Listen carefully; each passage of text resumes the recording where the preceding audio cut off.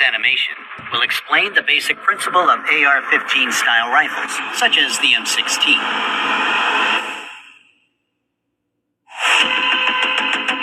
The standard M16 was equipped with a carrying handle and iron sights.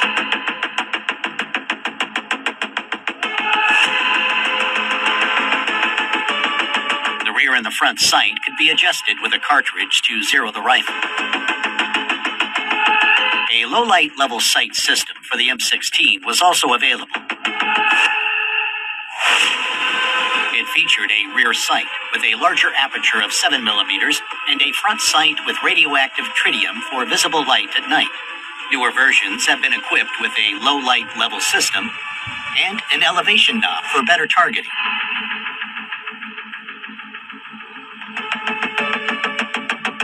Today, a lot of accessories are available for AR-15 style rifles.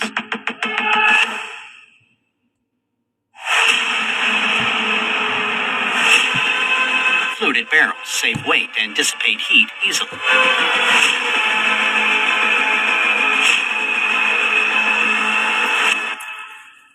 Let's have a look at the M16's trigger mechanism.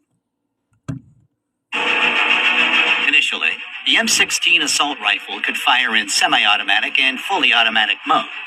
When in safe mode, the trigger cannot be pulled because of the selector's shape. When the selector is moved to semi-automatic mode, the recess in the bottom of the selector allows the trigger to move when it is pulled. As soon as the trigger is pulled, it releases the hammer. When the bolt carrier pushes down the hammer, the disconnector locks it in place. Before another shot can be fired, the trigger must be released so that the trigger sear engages the hammer again. In fully automatic mode, the trigger can move freely, whereas the disconnector stays at its position.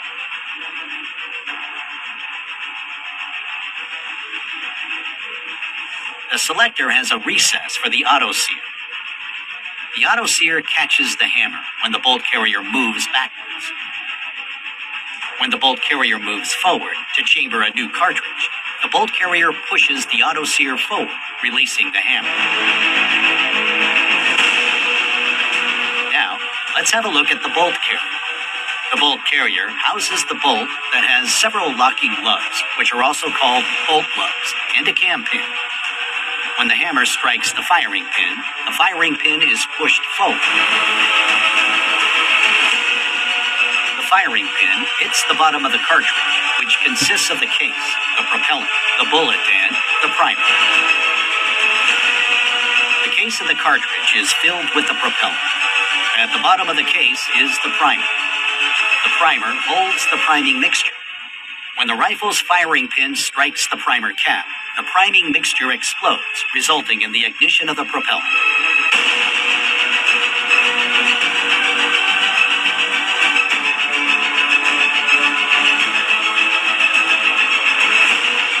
The propellant is available in different shapes and mixtures.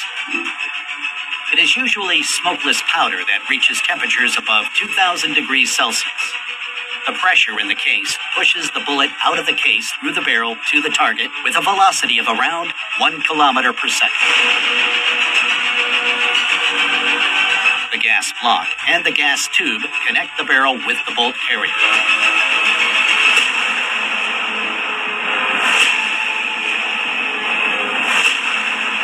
The pressure provided by the propellant is transmitted to the bolt carrier. Consequently, it is pushed back. The bolt is unlocked and moved backwards by the bolt carrier by means of the cam pin. The extractor removes the spent case from the chamber, while the spring-loaded ejector ejects it.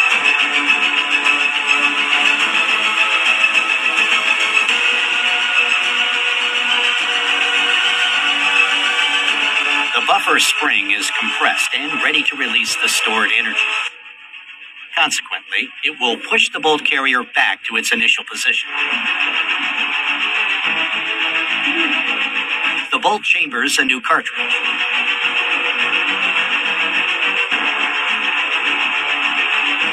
When the cartridge is fully seated in the chamber, the bolt is locked through the rotation. Let's see it again from another perspective. The bolt pushes the cartridge into the chamber. When the bolt cannot move any further, the bolt carrier rotates the bolt through the cam pin. That way, the firearm can withstand the high pressure created by the propellant when the gun is fired.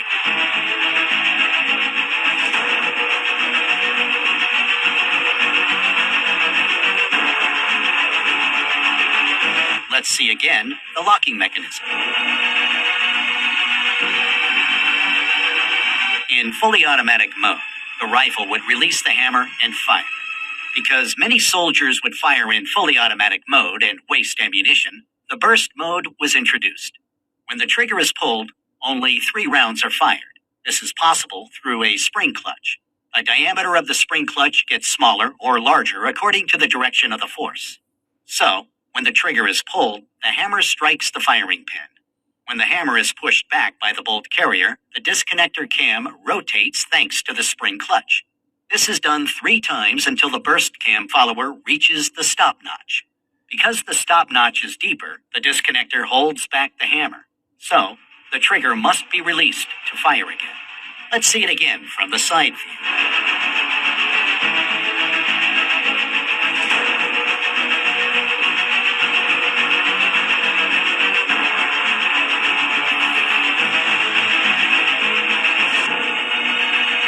The civilian AR-15 can only fire in semi-automatic mode.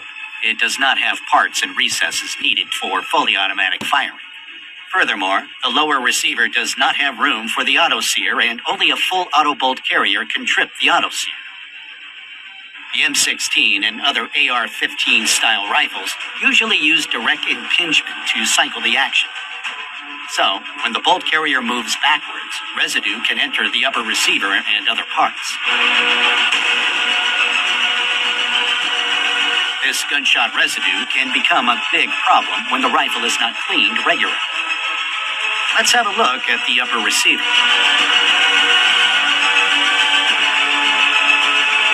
When the rifle is not cleaned regularly, deposits can be found on the walls of the firearm's upper receiver over time.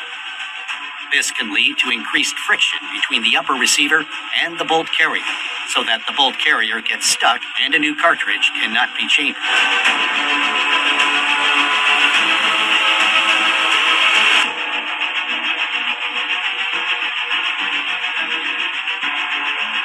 Here, the forward assist can help. Pushing the forward assist plunger will move the bolt carrier forward, thanks to the notches. This can be done until the bolt is locked and the rifle is ready to fire. Flash hiders are common on military rifles. Flash suppressors hide the flash so that the soldier is not blinded in low-light shooting conditions. They do this by dispersing the burning gases so that they cool much faster.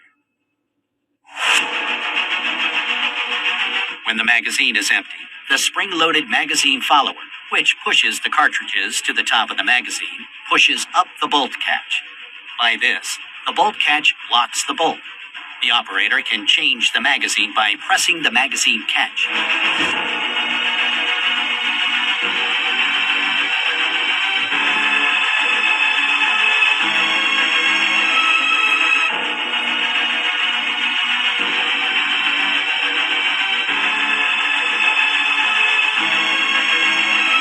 Pushing the bolt catch will release the bolt. The firearm is ready to fire. Manually charging the gun is also possible. The charging handle allows the operator to move the bolt carrier to the rear. Releasing it will chamber a new cartridge.